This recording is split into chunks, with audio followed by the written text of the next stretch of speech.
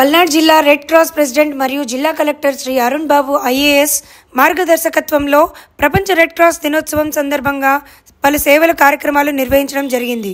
దీనిలో భాగంగా స్థానిక నర్సారావుపేటలోని వాగ్దేవి జూనియర్ కళాశాలలో విద్యార్థులకు దృష్టి, వినికిడి మరియు దంతాల యొక్క ప్రాథమిక పరీక్షలు నిర్వహించారు.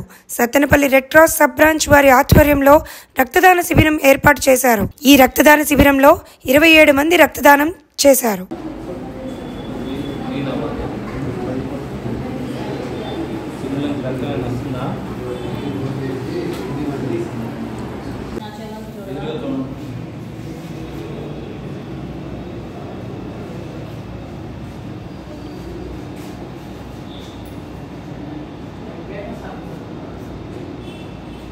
చూడాలి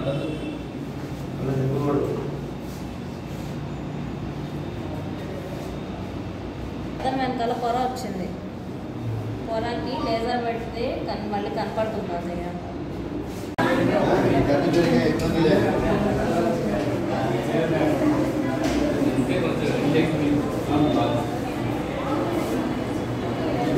మానిపోతున్నాయమ్మా